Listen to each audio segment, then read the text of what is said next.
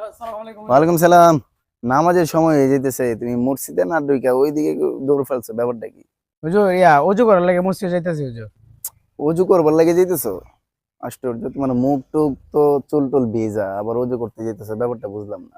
অজু চুল বিচার কথা কইতেছো না, আমি মাত্র খালি গোসলটা করিয়েছি, নামাজে লাগে অজুটা করতাম যাইতেছি। গোসল করবার আগে কি তুমি তিনবার কুলি করছো না, তিনবার নাকে পানি দিছো না, তো এখন আবার অজু করা লাগে কেন?